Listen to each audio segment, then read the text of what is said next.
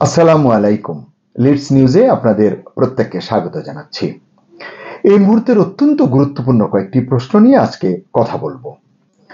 দেশে কি হচ্ছে, সেনানিবাসে কি চলছে, আমাদের সরকারই বা কি করছে, এমন অসংখ্য প্রশ্ন এখন চারিদিকে, কিন্তু উত্তর যেন জানা নেই কারো, কিংবা জানলেও কেউ মুখ খুলছে না।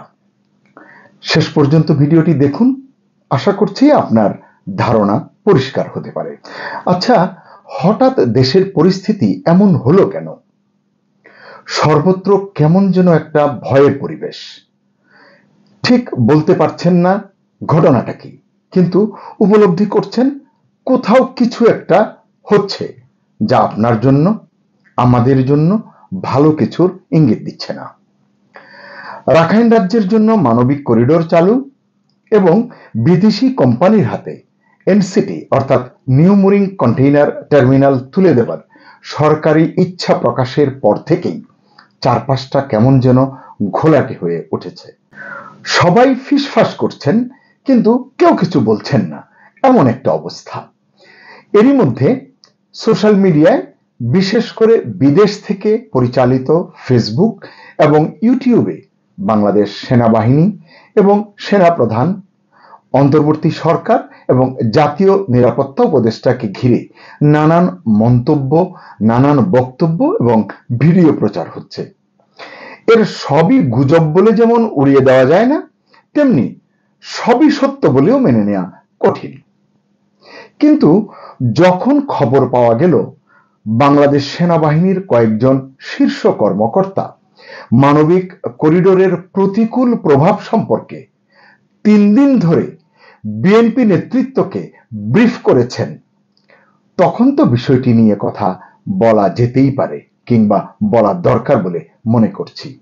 তার উপর 17 মে যখন আন্তঃবাহিনী জনসংযোগ পরিদপ্তর আইএসপিআর বিজ্ঞপ্তি দিয়ে জানিয়ে দিল পরবর্তী নির্দেশ না দেওয়া পর্যন্ত ঢাকা সেনানিবাসের চারপাশের এলাকায় সভা, সমাবেশ, মিছিল, শোভাযাত্রা, বিক্ষোভ প্রদর্শন নিষিদ্ধ ঘোষণা করা হয়েছে এবং 18 মে থেকে এই নিষেধাজ্ঞা কার্যকর হবে বলে জানিয়েছে আইএসপিআর। আপনারা জানেন, এর আগে গত 15 মে রাজধানীর 9টি গুরুত্বপূর্ণ স্থানে সভা সমাবেশ, মিছিল, শোভাযাত্রা ও বিক্ষোভ প্রদর্শনে নিষেধাজ্ঞা জারি করেছে ঢাকা মহানগর পুলিশ, ডিএমপি। এরও আগে সচিবালয় এবং প্রধান উপদেষ্টার সরকারি বাসভবন যমুনা ও পার্শ্ববর্তী এলাকায় সব ধরনের সভা সমাবেশ, গণজমায়েত, মিছিল এবং শোভাযাত্রা নিষিদ্ধ করেছিল ডিএমপি। আপনারা জানেন, গত 28 এপ্রিল আমাদের পররাষ্ট্র উপদেষ্টা মোহাম্মদ তৌহিদ হোসেন জানান, জাতিসংঘের অনুরোধের প্রেক্ষিতে রাখাইনে মানবিক করিডোর দেওয়ার বিষয়ে নীতিগত সিদ্ধান্ত নিয়েছে অন্তর্বর্তী সরকার। এরপর দৃশ্যপটে আসেন জাতীয় নিরাপত্তা উপদেষ্টা মোহাম্মদ খলিলুর রহমান। এবার যেন সবার টনক নড়ে। খোঁজ খবর নিয়ে জানা যায়, এরও বহু আগে থেকেই রাখাইনে মানবিক করিডোর দেওয়ার কাজ শুরু হয়েছে এবং এই সিদ্ধান্ত অন্তর্বর্তী সরকার এককভাবেই নিয়েছে। কোনো স্টেক হোল্ডারের সঙ্গে তারা কথা বলেনি। নিরাপত্তা বিশ্লেষকদের আলোচনা শোনার পর সাধারণ মানুষের মাঝেও করিডোর নিয়ে দুশ্চিন্তা ভর করেছে। কিন্তু ঠিক যেভাবে বিষয়টি নিয়ে দায়িত্বশীলদের বক্তব্য প্রত্যাশা করেছেন সাধারণ মানুষ, সেভাবে আলোচনাটি কেন যেন গড়ে ওঠেনি। এবং এরই মাঝে প্রধান উপদেষ্টা প্রফেসর ইউনূস চট্টগ্রাম বন্দর নিয়ে তার ইচ্ছার কথা দৃঢ়ভাবে ব্যক্ত করার পর আবার ধাক্কা খায় সাধারণ মানুষ। উচ্চাভিলাষী এই ব্যবসায়িক এবং তথাকথিত মানবিক পরিকল্পনার পেছনে সরকারের দুরভিসন্ধি টের পায় মানুষ। সরকার দীর্ঘ সময় ক্ষমতায় টিকে থাকতে চায়, অথবা সরকার বিশেষ কোনো গোষ্ঠীকে বা বিশেষ কোনো দেশকে সেবা প্রদানের মরিয়া প্রচেষ্টায় ব্যস্ত, এমন ধারণা মানুষের মধ্যে বদ্ধমূল হয়ে যায়। ফলে মানুষের মনে ক্ষোভের সঞ্চার হতে থাকে। কিন্তু প্রতিনিধিত্বশীল রাজনৈতিক দলগুলোর নামমাত্র বিবৃতি, ভাষণ, এমনকি সরকারের হৃদয়ে ভয় জাগাতে না পারা নিরীহ মিছিল, শোভাযাত্রা দেখে দেশের স্বাধীনতা, সার্বভৌমত্ব নিয়েই নানান আশঙ্কা ভর করেছে সাধারণ মানুষের মনে। এমন প্রেক্ষাপটে বড় রাজনৈতিক দল বাংলাদেশ জাতীয়তাবাদী দল বিএনপির কয়েকজন সিনিয়র নেতাকে মানবিক করিডোরের প্রতিকূল প্রভাব সম্পর্কে অবহিত করেছেন কয়েকজন বাংলাদেশি শীর্ষ সেনা কর্মকর্তা। বিশ্বস্ত সূত্রের বরাতে এই তথ্যটি জানা গেছে। এই সূত্র বলছে, এই গোপন আলোচনার প্রত্যক্ষ পরিণতি হলো বিএনপি এখন করিডোরের বিষয়ে তীব্র বিরোধিতা করছে।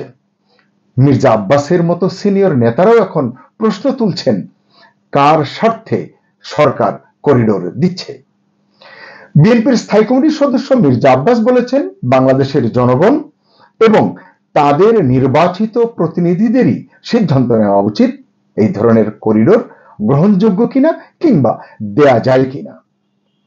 আপনারা জানেন, এর আগে বিএনপির মহাসচিব মির্জা ফখরুল ইসলাম আলমগীর মানবিক করিডোরের বিরোধিতা করেছিলেন এবং বলেছেন, এ ধরনের সিদ্ধান্ত নেওয়ার আগে সকল রাজনৈতিক দলের সাথে আলোচনা করা উচিত ছিল। তিনি বলেছেন, আমরা চাই না আমাদের দেশ আরেকটি গাজায় পরিণত হোক। মানবিক করিডোর নিয়ে সেনাবাহিনীর মধ্যেও যে তোলপাড় চলছে তার কিছু আজ কিন্তু নানান সূত্রে পাওয়া যাচ্ছে। এই ইস্যুতে সেনাবাহিনীর মধ্যে বিভাজনের সংবাদও পাওয়া যাচ্ছে বিভিন্ন সমর্থিত অসমর্থিত সূত্রে। জানা গেছে 17 মে 3 জন সিনিয়র জেনারেল মানবিক করিডোর ইস্যুতে সৃষ্ট বিভক্তি নিরসনে পরপর 4টি গুরুত্বপূর্ণ বৈঠক করেছেন।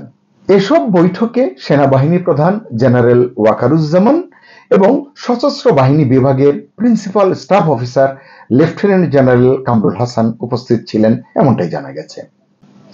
এই 4 বৈঠকের পিছনে অবশ্য কারণ রয়েছে। সেগুলো কি?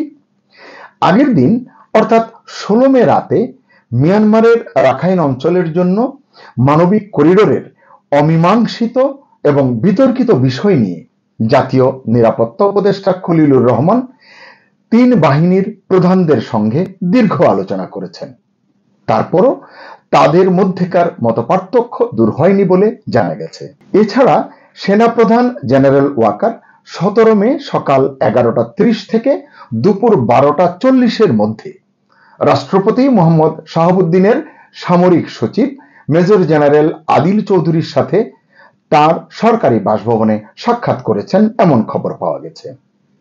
আবার এর 1 ঘন্টারও কম সময় পরে ডিজিএফআই এর মহাপরিচালক major general Jahangir Alam general ওয়াকারের সঙ্গে এসে দেখা করেছেন।